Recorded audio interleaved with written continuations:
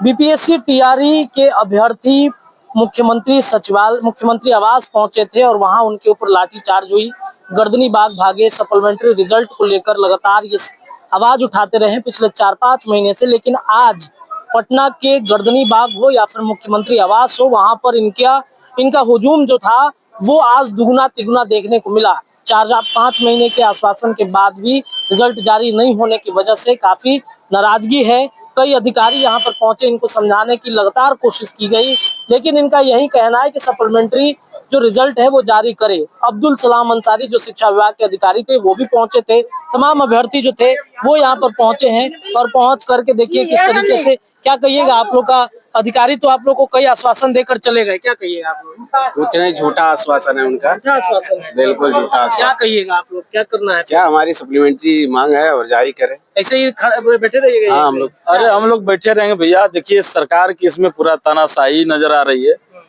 आप हमको प्रमाण दिखा रहे हैं, कोई बात कुछ और कर रहा है। आज हाँ जारी करेंगे नोटिस भेज दिए। 2 महीना से तो इस खेले में हम लोग फंसे रहे।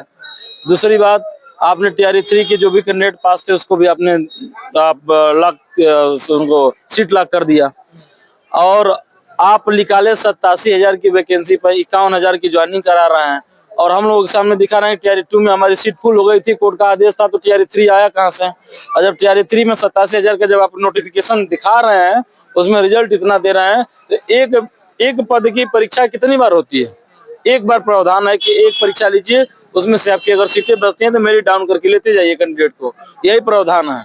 तो बार बार आप टीआरई 4, टीआरई 5, टीआरई 6 का खेला खेलने के चक्कर में लगे हुए हैं, जनता को गुमराह करने के चक्कर में लगे हुए हैं कि लोग जाने की नीतीश में रोजगार की बहार है। अब बहार ये है कि आपका कोर्ट कह रहा है, आप हमको डाटा दिखा रहे हैं टीआरई 2 में हमारी सीट फिल हो गई थी, तो हमने टीआरई 3 में सप्लीमेंट्री नहीं दिया। तो टीआरई 3 में आपकी सीट फुल कहाँ हुई भाई?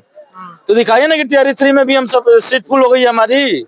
तो इसका भी आप डेटा हमको देंगे ना कि टीआरई 3 में हमने फुल कर लिया, तो बस वो हमको दे दीजिए।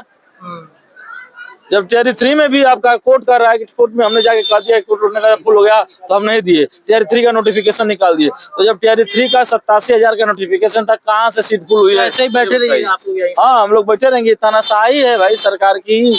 यही है कि जो राजकाज में है उसकी कोर्ट है, उसके सब लोग हैं, उसके मंत्री भी हैं, सब कुछ। किसी के पास खुद का इतना विवेक नहीं है कि जो इतने संवेदनशील मामले पर गहनता से विचार कर सके। देखिए आप भी काफी परेशान नजर आ रहे हैं, रिजल्ट नहीं जारी हुआ और अधिकारी आए आपको समझा के चले गए। परेशानी की बात तो है ही।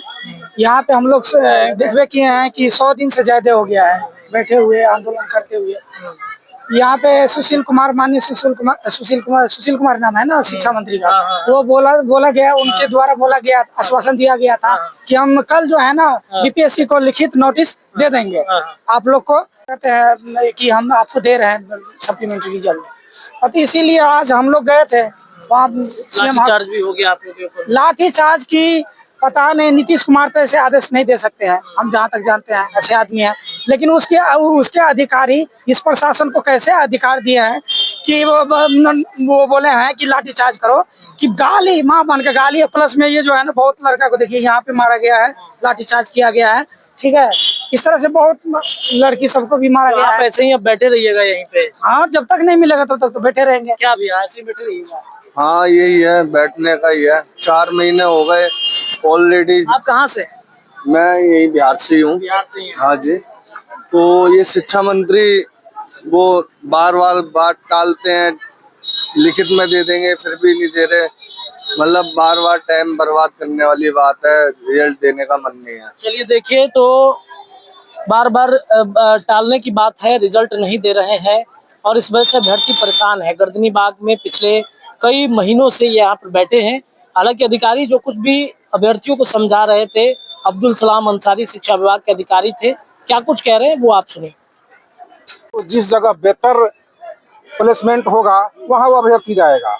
आप नहीं कह सकते हैं कोई अभ्यर्थी अगर 11-12 में किशनगंज में सेलेक्टेड है और 1 to 5 में अगर वो पटना में सेलेक्टेड है, तो ये नहीं कह सकते हैं कि वो किशनगंज में ही जाए।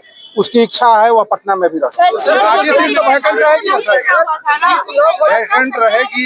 ये वैकेंसी TRE 4 में जाएगा और आप लोगों से अनुरोध है कि TRE 4 की तैयारी करें। सर